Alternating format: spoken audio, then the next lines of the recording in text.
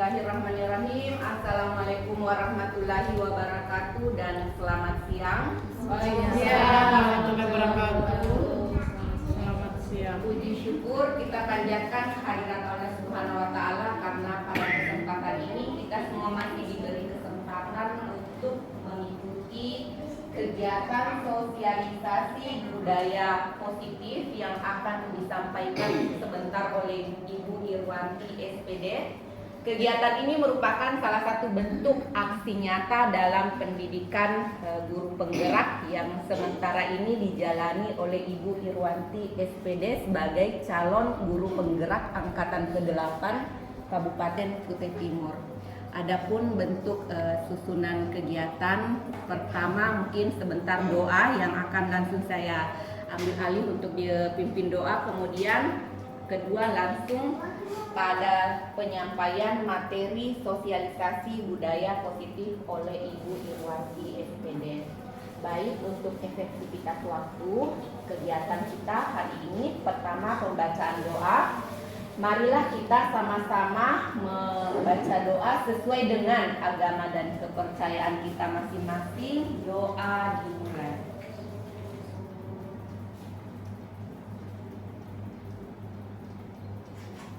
Cukup? Baik, langsung ke acara inti. Dipersilahkan kepada Ibu Irwanti SPD untuk menyampaikan materinya. Semoga materi yang disampaikan sebentar bisa bermanfaat bagi kita semua. Silakan Ibu Irwanti. Baik, terima kasih. Assalamualaikum warahmatullahi wabarakatuh. Waalaikumsalam warahmatullahi wabarakatuh. Pertama-tama saya ucapkan terima kasih atas kehadiran teman-teman Bapak Ibu sekalian untuk menghadiri kegiatan sosialisasi budaya positif yang saya lakukan sebagai bentuk aksi nyata dari kegiatan pendidikan guru penggerak. Harapannya adalah ini tidak hanya menjadi sekedar sosialisasi semata, tapi dapat kita jalankan bersama di SMP Negeri 1 Sangatta Utara. Baik, saya mulai. Budaya positif. Jadi budaya positif ini adalah suatu implementasi dari nilai atau keyakinan universal yang diterapkan di sekolah. Jadi beberapa bagian dari budaya positif itu diantaranya ada keyakinan kelas, ada teori motivasi, ada 5 posisi kontrol, dan ada restitusi. Nah, salah satu nilai-nilai kebajikan yang diharapkan dalam pendidikan yang sedang berjalan saat ini itu adalah profil pelajar Pancasila. Di dalam profil pelajar Pancasila kita semua sudah tahu bahwa inti dari profil pelajar Pancasila itu ada 6 dimensi, yaitu apa Bapak Ibu? Beriman, ya, beriman, berakhlak mulia, kemudian ada bernalar kritis, gotong royong, berkebinekaan global, dan kreatif mandiri. Jadi capaian yang tujuan yang ingin dicapai dalam pendidikan di Indonesia saat ini itu adalah nilai-nilai kebajikan yang ada dalam profil pelajar Pancasila ini. Selanjutnya, konteks pendidikan menurut Ki Hajar Dewantara itu adalah menciptakan murid yang merdeka. Syarat utama dari kemerdekaan itu adalah harus ada disiplin yang kuat. Disiplin yang dimaksud adalah disiplin diri, bukan. Jadi sebelumnya saya ingin bertanya, apa yang Bapak Ibu pahami tentang disiplin itu? Seperti apa disiplin? Ada tepat waktu. Iya, Santai. Iya, ada tepat waktu. Apalagi? Pokoknya mematuhi setiap aturan, ya. Iya. Pemahaman kita tentang disiplin selama ini ya mungkin seperti itu.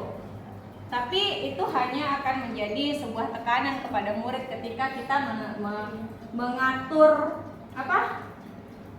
membuat tata tertib itu menjadi hanya sebuah motivasi eksternal saja. Jadi di sini ada 2 jenis motivasi.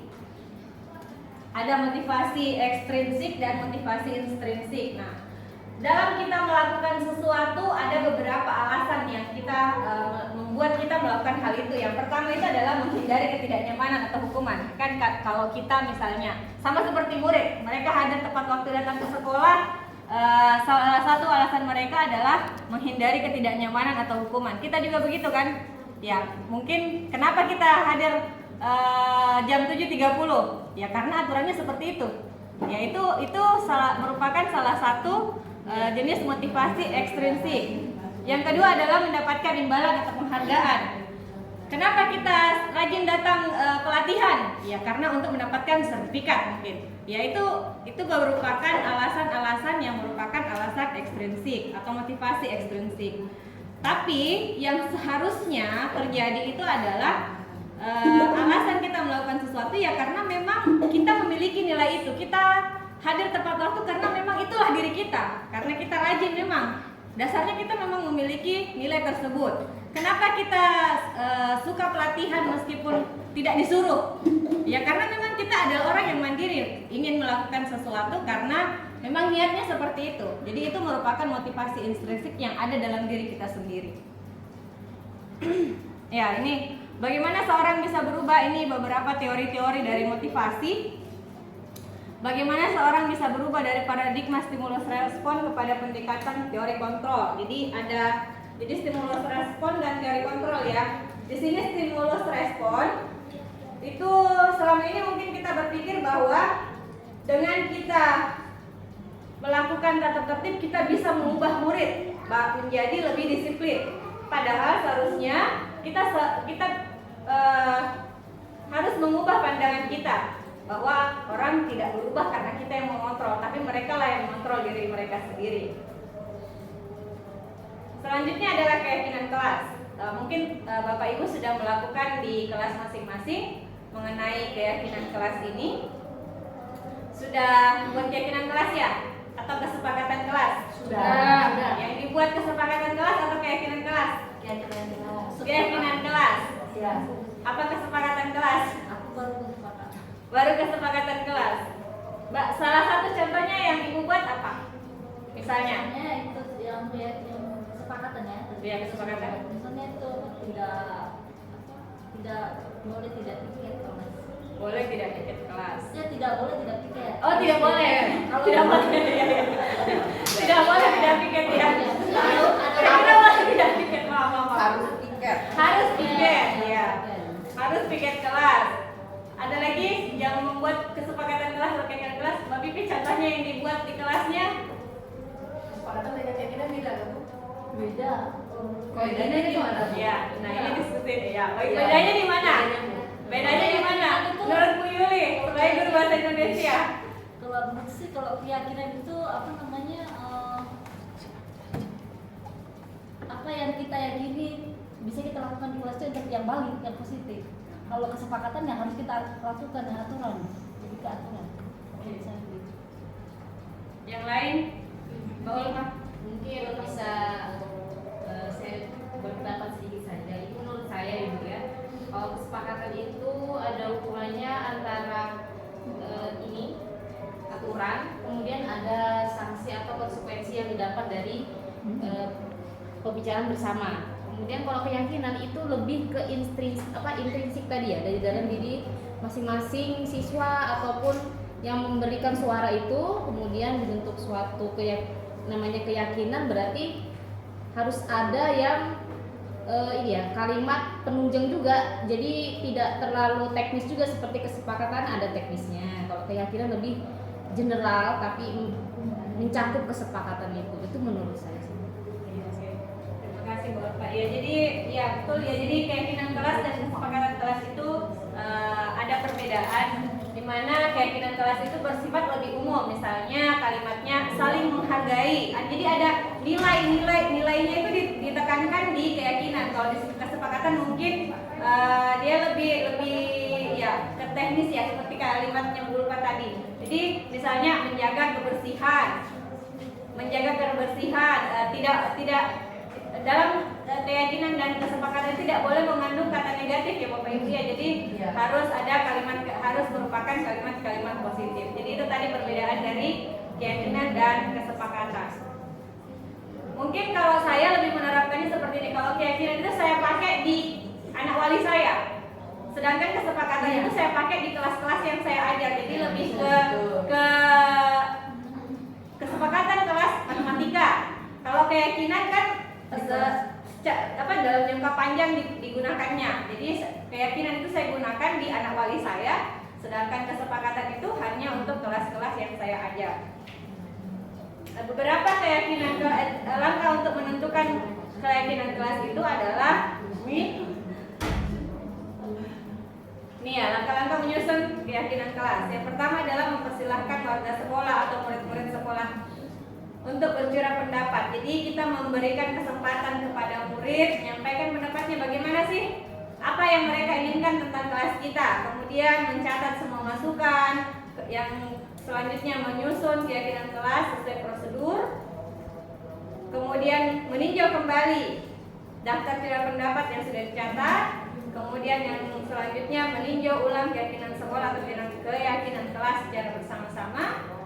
Yang terakhir adalah setelah keyakinan kelas dibuat, maka semua warga sekolah dipersilahkan meninjau ulang dan menyetujuinya. Nah, terakhirnya sebenarnya adalah ada menandatangani. Di sini ada beberapa teknik yang dapat digunakan, yaitu dengan tabel T dan tabel Y. Untuk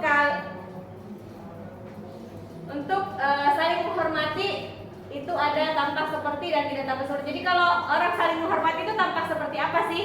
Kalau orang saling menghormati tidak tampak seperti apa. Jadi ada pembagiannya.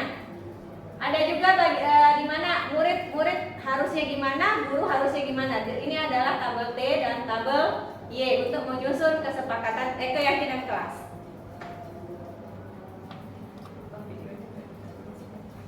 Selanjutnya adalah 5 posisi kontrol. Ini yang sangat berpengaruh kepada kita sebagai pendidik, Bapak Ibu. Jadi kita harus menentukan di mana posisi kita. Jadi yang pertama itu adalah posisi penghukum. Nah, apakah Bapak Ibu sering melakukannya atau tidak? Ya, kalau saya sendiri mungkin sesekali masih melakukan ya.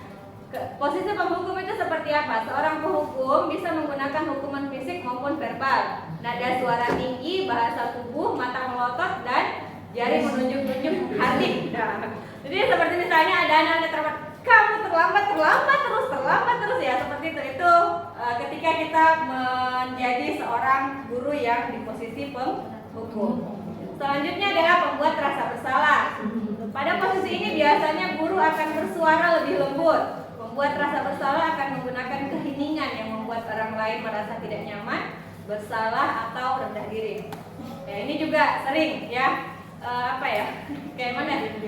Ibu kecewa sekali dengan kalian. Nah, itu salah satu contoh kalimat di mana kita menjadi guru yang di posisi pembuat rasa bersalah. Selanjutnya adalah teman. Nah, ini guru-guru muda biasanya sudah sering melakukan ini, menjadi seorang teman. Guru pada posisi ini tidak akan menyakiti murid, namun akan tetap berupaya mengontrol murid melalui persuasi. Posisi teman pada guru bisa negatif ataupun positif.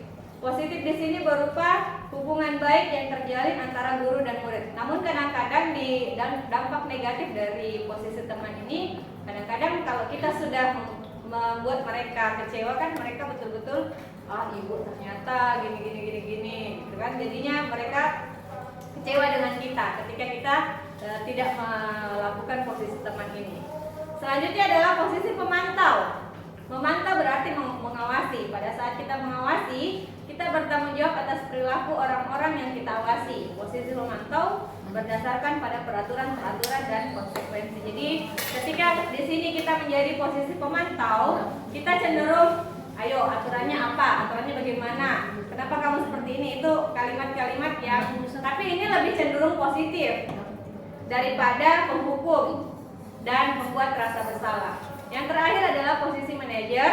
Posisi manajer ini adalah posisi di mana guru berbuat sesuatu bersama dengan murid, mempersilahkan murid mempertanggungjawabkan perilakunya dan mendukung murid agar dapat menemukan solusi atas permasalahannya sendiri. Nah, di posisi manajer ini adalah posisi yang paling bagus. Namun ketika kita terpaksa untuk menjadi posisi teman atau posisi pemantau kembali, itu tidak masalah. Hanya saja kita berupaya untuk tidak menjadi guru di posisi penghukum dan membuat rasa bersalah. Ya Bapak Ibu ya, kita lanjut. Nah, ketika kita sudah menjadi seorang posisi yang manajer, maka kita akan senantiasa melakukan yang namanya restitusi.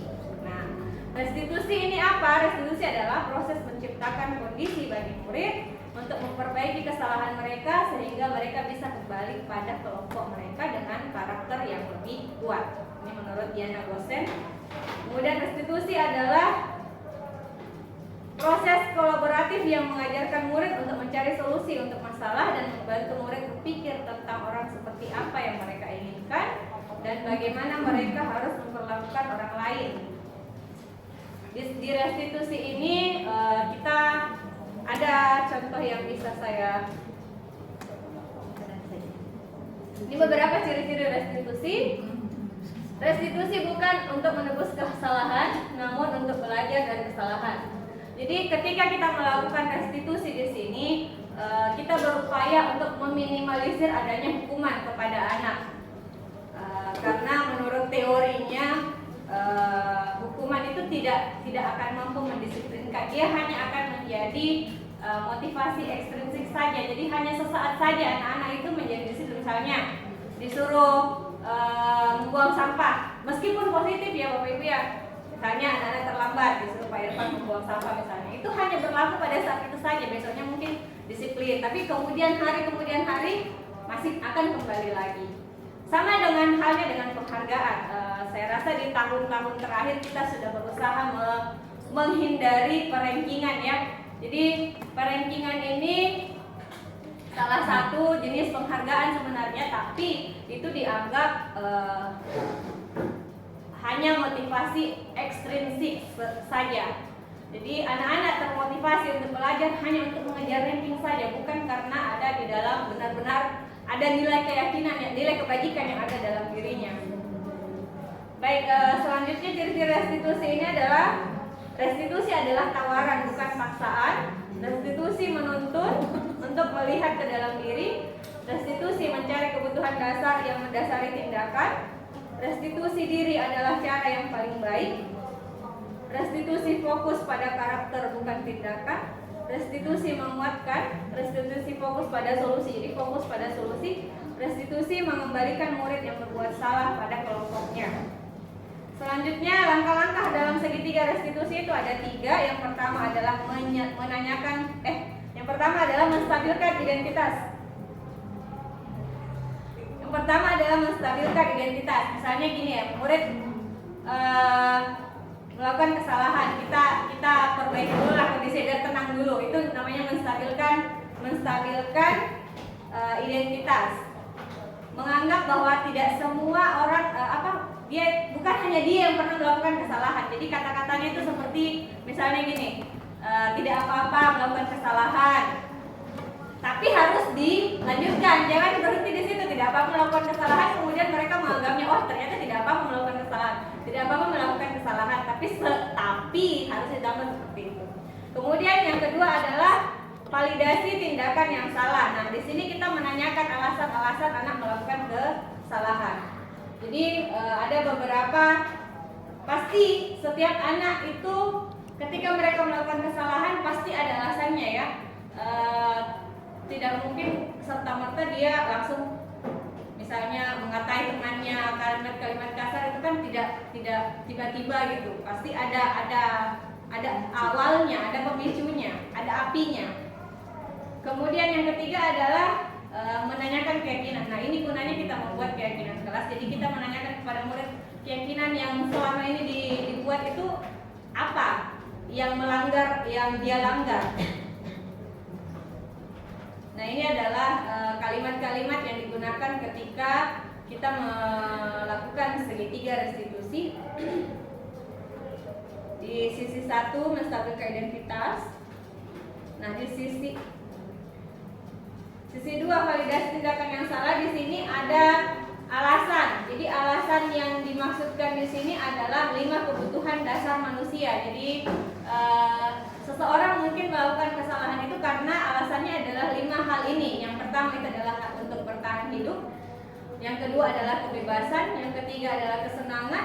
yang keempat adalah penguasaan, dan yang kelima adalah kasih sayang dan rasa diterima. Selama ini kalau kita menghadapi murid yang bermasalah, beberapa di antara mereka itu kan ada yang karena di rumahnya kurang mendapatkan kasih sayang.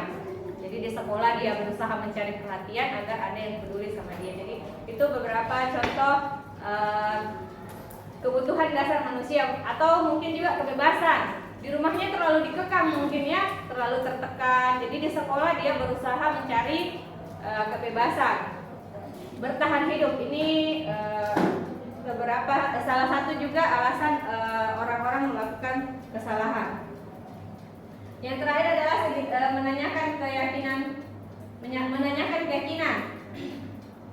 Nilai-nilai umum yang telah kita sepakati, atau banyak ini kalimat-kalimat yang digunakan untuk melakukan restitusi di sisi yang ketiga, yaitu menanyakan keyakinan. Ini adalah contoh, tidak ada suaranya.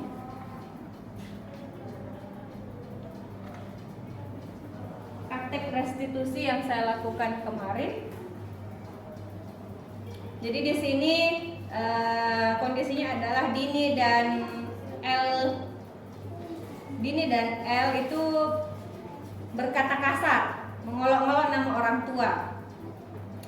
Kemudian di sini saya panggil keduanya dan mereka menjelaskan apa yang terjadi, dan akhirnya mereka mencari solusi sendiri, yaitu saling meminta maaf.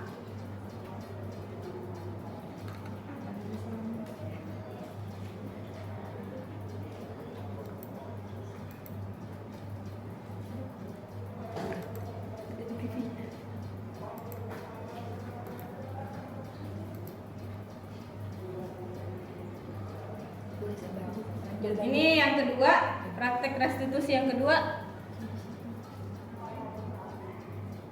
Oh. Jadi dia mengolok-olok nama orang tua saya, Bu. Tapi kamu juga mengolok-olok nama orang tua saya. Ya, semua orang pernah melakukan kesalahan. Tapi kan saya nggak suka berkata seperti itu. Emang apa alasannya melakukan itu? Saya tidak bermaksud menyakiti perasaan diri, Bu. Cuma karena kami saling akrab, jadi saya hanya bercanda, Bu. Namanya Elsa sering melakukannya pada teman yang lain. Tidak. Dini bisa jelaskan alasan Dini melakukan itu? Padahal Dini kan sudah tidak suka diperlakukan seperti itu. Saya emosi, Bu. Kan dia duluan melakukan itu. Tapi kalian tahu kan peraturan yang mana yang kalian langgar hari ini? Kita tuh tidak boleh saling mulut dan pendekatan. Kalian paham kan nilai apa yang dimunculkan dalam peraturan tersebut? Saling menghargai. Saling menghargai. Baiklah, kalian ingin melakukan apa untuk menembus kesalahan kalian? Saling memaafkan. Saling memaafkan. Nanti tidak akan diulangi lagi kan di kemudian hari? Tidak, Bu. Oke, setelah itu silakan kalian memaafkan. Ini maafkan aku ya. Ya sudah, silakan kembali ke kelasnya ya. Terima kasih untuk hari ini. Semoga tidak diulangi lagi ya. Ya, Bu. Yaitu salah satu contoh Richard. restitusi yang saya lakukan. Baik, saya rasa cukup Bapak Ibu untuk materi sosialisasi hari ini. Mungkin ada pertanyaan, tanggapan yang ingin diberikan, saya kembalikan kepada moderator. Baik ya, terima kasih Bu Irwanti. Baik rekan-rekan, demikianlah tadi sosialisasi budaya positif yang dibawakan oleh Ibu Irwanti.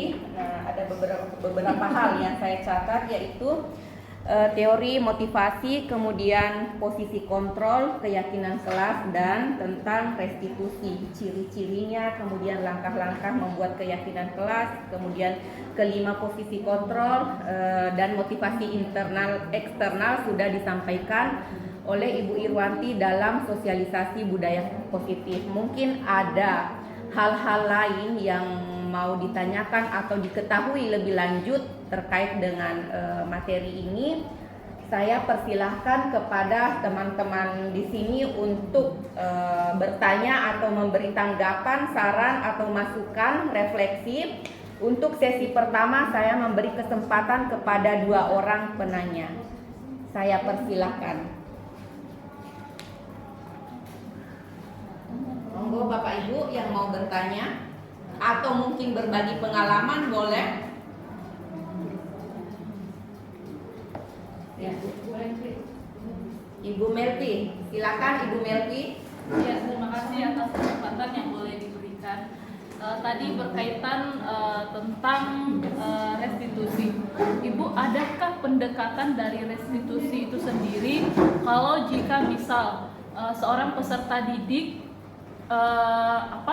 ada cekcok dengan temannya, tetapi yang disakiti itu sulit sekali untuk memaafkan, artinya bahwa dia masih ada dendam terhadap temannya. Itu ada pendekatan yang restitusi itu tadi untuk mengatasi hal tersebut.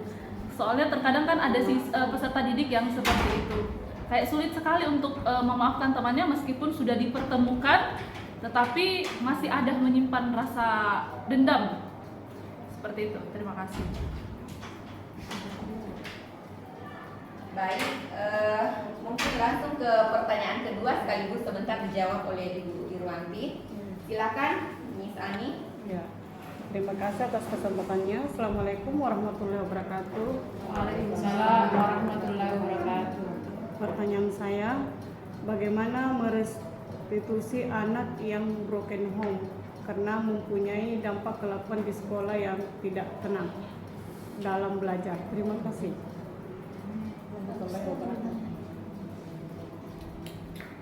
Baik, mungkin saya simpulkan Bu Ir, pertanyaan pertama dari Bu Melvi, yaitu mungkin ada pendekatan yang sesuai untuk siswa yang pendendam atau sangat sulit untuk memaafkan kesalahan orang lain. Begitu ya Bu Mel.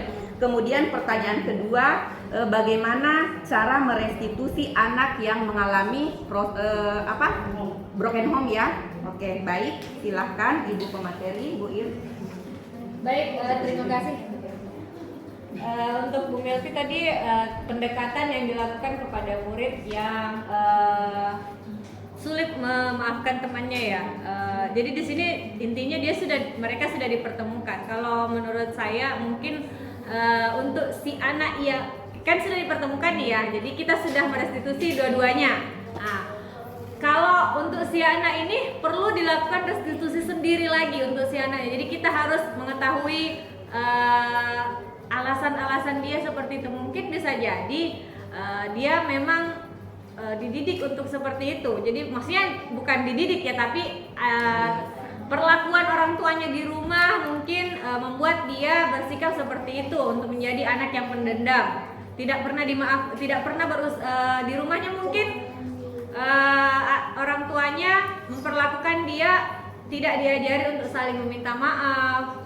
Ya seperti itu. Jadi kita harus merestitusi sendiri dia. Jadi pendekatan personal kepada si anak tersebut, khusus anak tersebut, tidak lagi dipertemukan dengan temannya tadi. Jadi kita harus menggali informasi dari si anak tersebut. Mungkin ada seperti yang saya katakan tadi bahwa ada 5 kebutuhan dasar tadi itu yang membuat seseorang melakukan kesalahan. Bisa jadi salah satu dari 5 itu yang dia butuhkan. Sejalan dengan yang Bu Ani tadi pertanyakan, yaitu tentang anak yang broken home. Jadi tetap kita melakukan restitusi. Restitusi ini hanya salah satu solusi ya Bapak Ibu ya. Tidak semua masalah bisa diselesaikan dengan restitusi. Jadi restitusi ini hanya salah satu solusi yang dapat dilakukan. Tapi lebih cenderung berhasil. Itu ya makanya teori ini digunakan oleh para orang-orang yang memahami teori ini. Nah, seperti yang dipertanyakan oleh Bu Ani, bagaimana merestitusi anak yang broken home? Anak yang broken home itu biasanya kebutuhan dasar yang menyulut dia melakukan kesalahan itu adalah kasih sayang, ya. Karena di rumah mungkin dia tidak ada yang memperlakukan dia dengan baik karena orang tuanya mungkin berpisah, akhirnya bapaknya sibuk kerja atau orang ibunya sibuk kerja, akhirnya dia tidak mendapatkan kasih sayang tersebut. Jadi mungkin untuk restitusi yang dilakukan ini lebih memberikan dia apa yang dibutuhkan itu, yaitu kasih sayang tersebut. Kita berupaya memperlakukan dia dengan rasa kasih sayang, memenuhi apa yang dia butuhkan sehingga dia tidak lagi melakukan kesalahan-kesalahan yang masih ada. Itu harapan kita. kita bisa berpandangan positif ya, berusaha untuk berpandangan positif, tapi tidak semua masalah bisa kita selesaikan sendiri. Bisa jadi hanya sampai kita tidak berupaya untuk menyelesaikan semua masalah semua anak lah, tidak berupaya seperti, tapi paling tidak kita mampu memberikan solusi kepada anak apa yang bisa dia lakukan. Saya rasa itu yang bisa saya sampaikan. Terima kasih.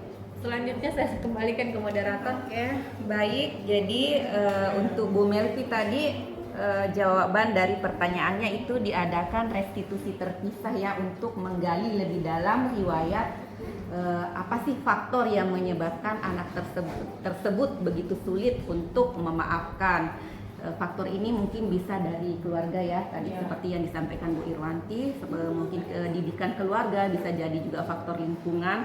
Nah kemudian untuk Ibu Ani, restitusi masalah anak yang broken home, sama halnya seperti tadi bahwa kita perlu mengetahui juga lebih detail tentang kebutuhan apa sih yang mendasari anak tersebut melakukan sesuatu, dan perlu digarisbawahi bahwa restitusi ini adalah salah satu cara hanya untuk meminimalisasi permasalahan-permasalahan yang muncul terhadap anak didik kita. Jadi banyak langkah-langkah atau cara-cara lain yang bisa kita lakukan untuk menangani berbagai macam juga permasalahan anak, begitu ya. Baik, selanjutnya mungkin di sesi kedua, satu pertanyaan lagi. Bapak Ibu yang bertanya, silakan Ibu Eli. Terima kasih atas kesempatannya. Nah, tadi restitusi itu hanya salah satu ya. Ibaratnya ketika ada siswa yang dibully nih, ibaratnya satu kertas. Kalau dibully kita bukan itu kertas, kemudian ada dibulian yang lain. Jadi meskipun kita kembalikan ke lembaran yang seperti semula itu susah, ya. Ibaratnya hati yang retak karena bulian tadi dari teman-temannya. Nah, kira-kira ketika restitusi tadi tidak berhasil untuk anak-anak yang bermasalah ini, apa langkah yang harus kita lakukan sehingga bisa, meskipun ceritanya kertas tadi tidak bisa seperti semula, setidaknya ada perbaikan-perbaikan yang bisa dilakukan oleh kita sebagai pendidik. Terima kasih. Baik, mungkin pertanyaannya, hati yang sudah terlanjur sakit ya, meskipun sudah memaafkan akan tetapi luka tetaplah berbekas, mungkin seperti itu ya. Baik, jika hal demikian terjadi, kira-kira Ibu Irwanti bagaimana menanggapi permasalahan yang disampaikan oleh Ibu Eli? Dipersilakan. Kemarin ini saya mendengar lebih detailnya seperti ini. Dinding yang sudah kena paku itu, kalau meskipun pakunya dicabut kembali, itu pasti bekasnya itu pasti akan masih ada. Ya, kalau seperti ini mungkin menurut saya bisa dilakukan beberapa kali restitusi kepada si anak tersebut. Namun jika memang ya kita tidak bisa menyembuhkan luka ya. Kalau menurut saya kita guru itu tidak bisa menyembuhkan luka murid yang sudah begitu dalam misalnya. Tapi paling tidak kita bisa membuat dia bersemangat kembali. Setidaknya dia bisa bersemangat kembali untuk belajar, bersemangat kembali untuk menjalin hubungan baik dengan teman-temannya. Sakit hati itu memang ya kita sendiri, mungkin kalau kita sudah kecewa sama orang akan susah untuk percaya dia lagi atau susah berteman dengan dia lagi. Tapi paling tidak kita sebagai guru bisa membantu murid tersebut untuk kembali termotivasi untuk belajar, termotivasi untuk berhubungan akrab dengan teman-temannya. Paling tidak seperti itu. Kalau kita ingin mencoba menyembuhkan luka semua murid, ya saya rasa itu kita tidak mampu untuk melakukan seperti itu. Kita bukan saya rasa seperti itu. Kalaupun misalnya kita ingin, mungkin kita bisa melakukan pendekatan kepada orang tuanya, mungkin alasan-alasan kita bisa melakukan pendekatan kepada orang tuanya. Saya pernah mengatakan seperti ini pada pemateri di CGP ini apa kita bisa melakukan restitusi kepada orang tua? Harapan saya kita juga bisa melakukan restitusi kepada orang tua, karena cenderung anak-anak itu kan beberapa alasan dia melakukan kesalahan, ya ada beberapa yang alasannya adalah dari orang tuanya. Mungkin ada tambahan dari teman-teman yang memberikan solusi untuk pertanyaan dari Bu Eli. Oke, mungkin ada teman-teman lain yang menanggapi. Saya mengulang, bukan menanggapi ya, sharing aja. Ya, kita diskusi sama-sama. Sharing terhadap anak yang ibaratnya pun sudah direstitusi dan sebagainya, tapi kan anak-anak yang tersakiti itu hatinya akan tetap sakit. Nah, bagaimana tips atau trik-trik menghadapi kasus-kasus atau anak-anak yang seperti ini? Bagaimana sebagai pendidik? Ibu Pak Ules mungkin?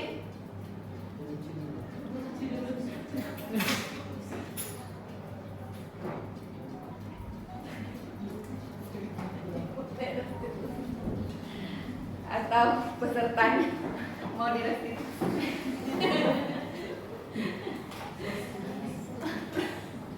Ya, mungkin kalau Murti tidak mau nyambut, sharing aja Pak, ya, sharing aja kita Bapak. sharing saja. Untuk restitusi memang sampai dengan saat ini para pakar meyakini bahwa itu adalah salah satu solusi terbaik untuk menyelesaikan masalah yang ada di sekolah. Walaupun pada intinya memang untuk anak-anak yang sudah tersakiti tidak akan mungkin bisa hilang itu selamanya, tetapi setidaknya mungkin memulihkan untuk sementara waktu. Nah, karena itu untuk mencegah hal-hal itu terjadi, untuk menancapkan paku yang sama di tempat yang sama, maka saya bisa mungkin dihindari. Sebab ketika kita melukai hati anak-anak kita, maka itu pasti dibawa sampai mati. Adapun nanti paling ending-endingnya ya tidak akan dendam lagi, tidak akan marah lagi, tapi tetap ada dalam sanubarinya mereka gitu, pasti akan diingat sampai mati. Nah, ini yang perlu untuk kita renungkan ke depan, sehingga sebisa mungkin itu tidak lagi kita menancapkan paku yang baru atau luka yang baru di hati anak kita. Nah, sekarang masalahnya adalah ketika sudah mengalami hal itu, maka yang bisa dilakukan adalah dengan paling tidak ya mungkin pendekatan sehingga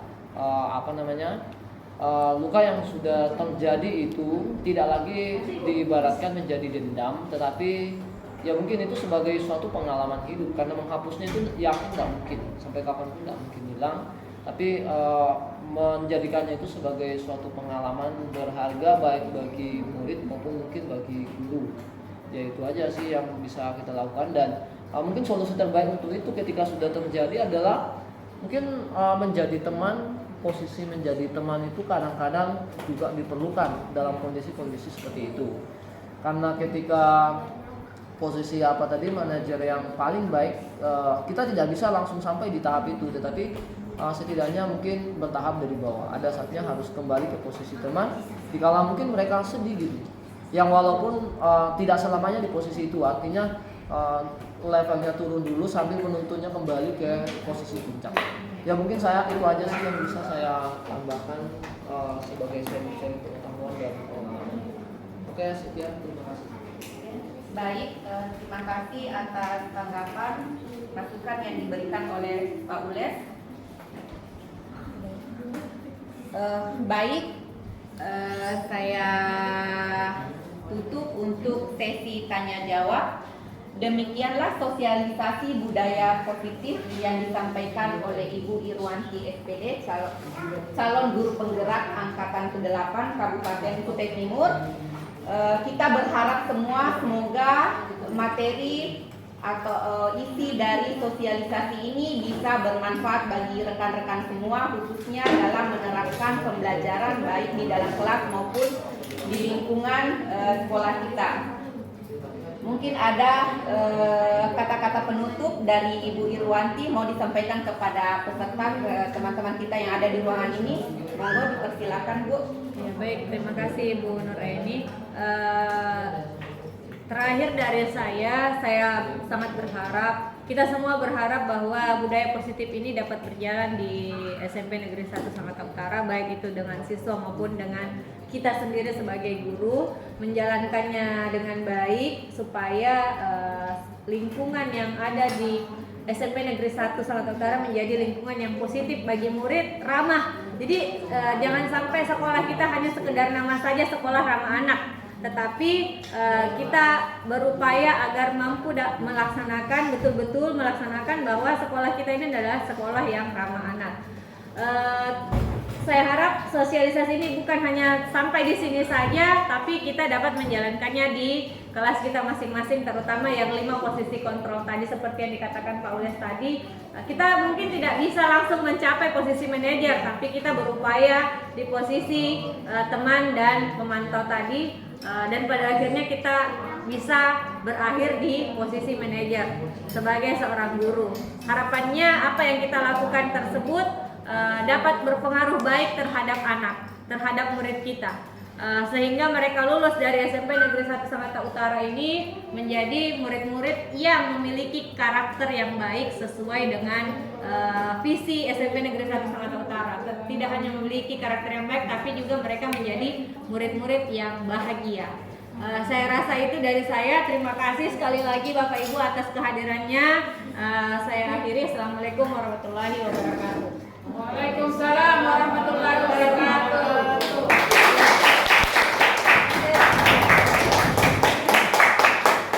Demikian aksi nyata sosialisasi budaya positif dari Ibu Irwanti SPD. Saya akhiri dengan ucapan wabillahi taufiq wal hidayah. Wassalamualaikum warahmatullahi wabarakatuh dan selamat siang. Terima kasih. Untuk keyakinan kelas, Ibu akan bagikan kertas ini untuk mengetahui kelas seperti apa yang kalian inginkan. Jadi kalian maunya kelas ini seperti apa, kalian maunya guru kalian itu seperti apa, kalian maunya sekolah ini tuh seperti apa. Dijawab yang sopan, ya. Jangan mengeluarkan kata-kata yang tidak pantas. Kalau butuh, Ibu kasih 1. Kalau masih mau silakan ya lagi.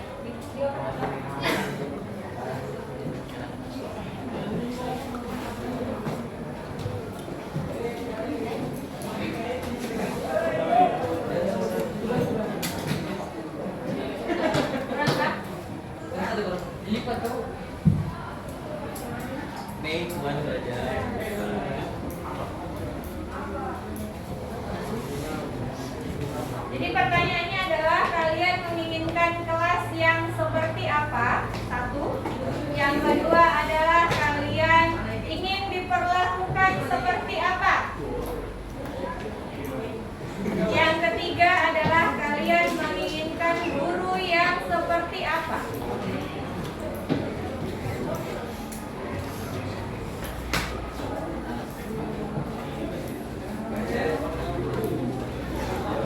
Ini mejanya nggak ada.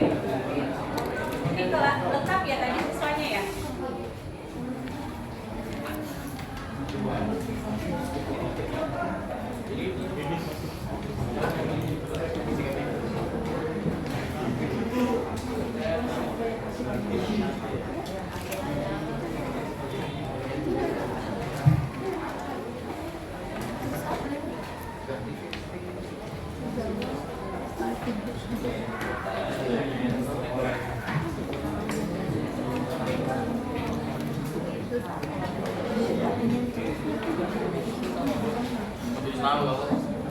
Gak usah ditulis namanya,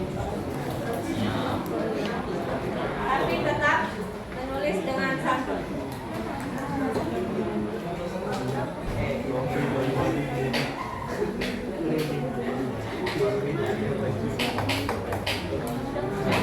Oke, silakan ditulis. Kalau sudah ditempel di depan.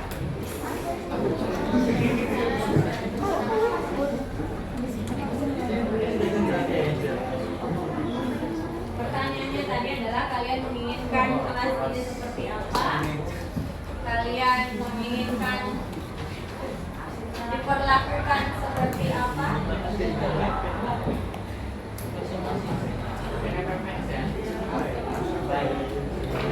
Kalian menginginkan guru yang seperti apa?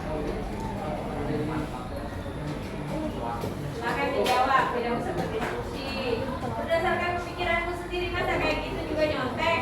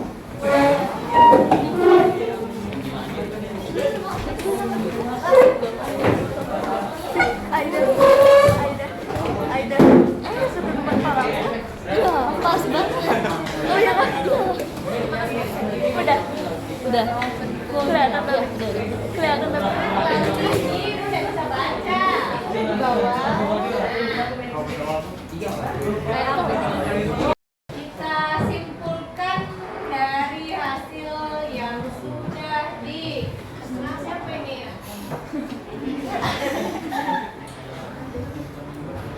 Emotnya nggak apa-apa pakai emot tapi tidak gini juga ya. Ini menunjukkan dirimu kan? Yang menggambar ini menunjukkan dirinya? Ya. Itu ciri khasnya kan? Oke. Pertanyaan nomor 1. Dengan perlakuan panggilan untuk seluruh ketua kelas untuk harap berkumpul resepsionis sekali lagi panggilan untuk seluruh ketua kelas untuk supaya berkumpul resepsionis. Terima kasih.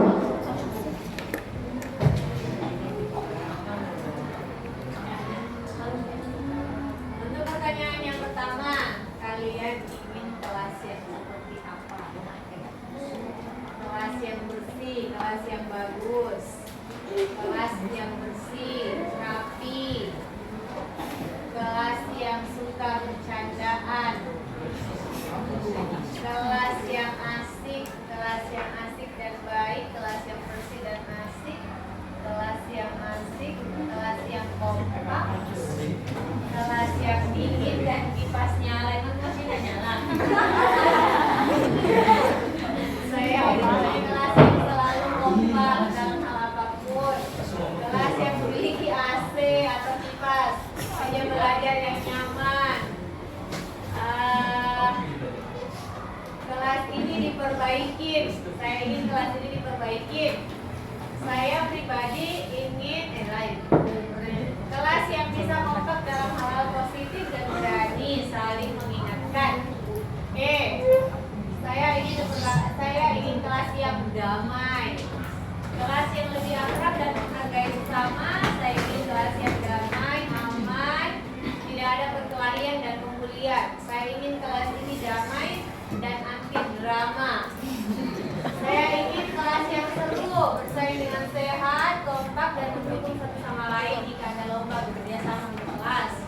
Kelas yang asik, kelas yang siswa-siswi bersolidaritas yang tinggi dan tidak memilih-milih teman, suka mabar.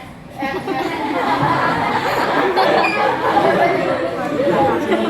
berteman dengan semua tanpa membeda-bedakan. Tidak bermain cycle yang negatif. Betul. Ini sudah dibaca ya. Saya ingin kelas 9-nya menjadi kelas yang solid, berteman dengan siapa saja, serta saya harap tidak ada siswa yang menghina fisik seseorang.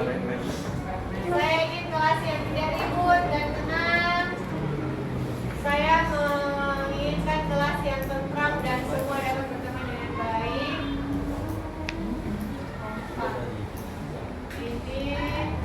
Ini asik. Pokoknya tiga-tiganya jawabannya asik. Ini kelas yang bersih, perabotan kelas yang bagus.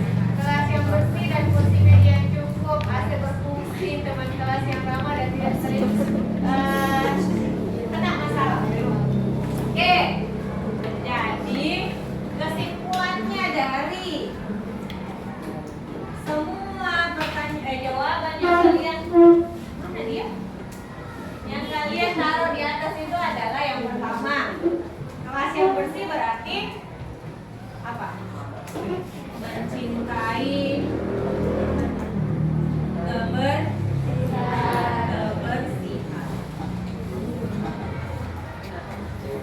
Kemudian ada lagi tadi kelas yang diperlakukan sama gitu ya.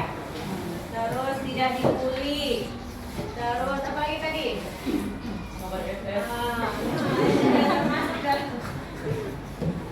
Tidak termasuk dalam di sini. Kemudian yang kedua berarti menghargai perbedaan ya, menghargai ya, saling menghargai ya, karena di situ yang paling penting tadi ada saya ingin kelas yang solid, kompak ya, menjalin persatuan.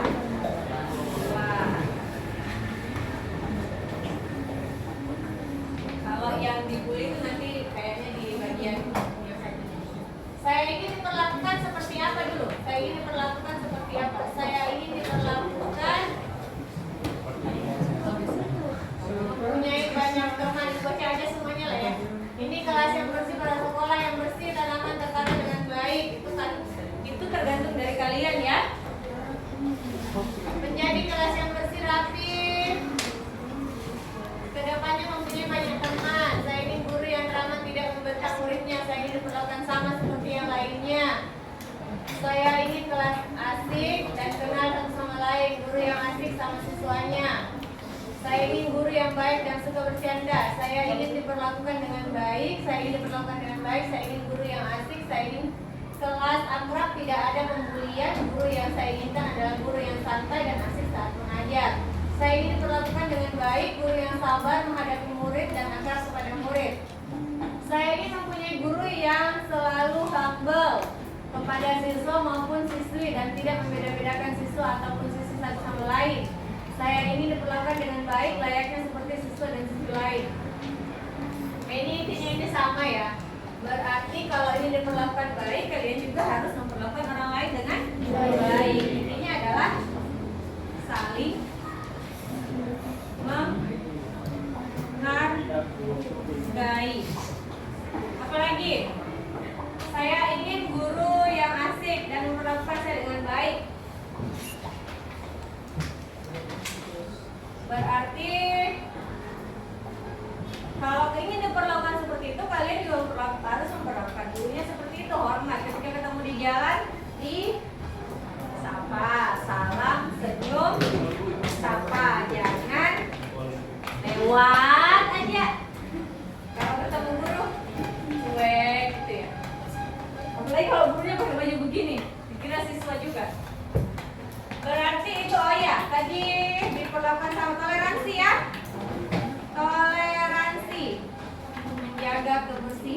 menjalin persatuan, saling menghargai, toleransi, disiplin. Apa lagi? Nah, ini yang menjadi kunci. Harus diyakini, sampai namanya keyakinan kelas, harus diyakini ya, bahwa kita itu adalah orang-orang yang mencintai kebersihan. Kalau mencintai kebersihan, harusnya tidak ada sampah di lantai. Kalau lihat sampah dipungut, siapapun itu, bukan sampahku, bukan sampahku. Biasanya kan begitu ya, bukan sampah saya, bukan sampah saya. Ya kalau lihat dipungut sampah siapapun, atau ditegur temannya membuang sampah sembarangan. Menjalin persatuan, tadi kan maunya kompas, jangan ada cycle tertentu, tidak satu apa bilangnya, tidak satu frekuensi, ya kan bahasanya begitu ya. Tidak sefrekuensi, jadi tidak berteman dengan si A, tidak berteman dengan si B, ya, tidak boleh ada sesuatu ya. Harus diyakini bahwa kita ini adalah satu, yaitu kelas 9E. Peran kakak kelas dibutuhkan sekali di sini. Jangan sampai ada temannya yang bersenggol-senggolan. Bersenggol-senggolan tidak apa-apa kalau masih dalam batas yang wajar, hanya sekedar bercanda atau ya yang biasa-biasa, tapi jangan sampai yang les. Tidak, kalau bahasanya resolusi bumbi-bumbi ya, tidak berteman. Kemudian saling menghargai, ini ada yang tidak adanya pembulian gitu ya. Jadi harus saling menghargai. Itu kenapa tidur? Sakit perut. Kemudian toleransi, menghargai perbedaan ya. Kalau ada temannya beda suku, beda agama, tapi di sini semua agamanya sama. Dihargai temannya, berbeda pendapat dihargai. Disiplin. Nah ini tata tertib yang ada di sekolah kita sudah tahu semua kan ya. Alif, sebutkan coba satu tata tertib yang ada di SMP 1. Harus pakai topi kalau bicara.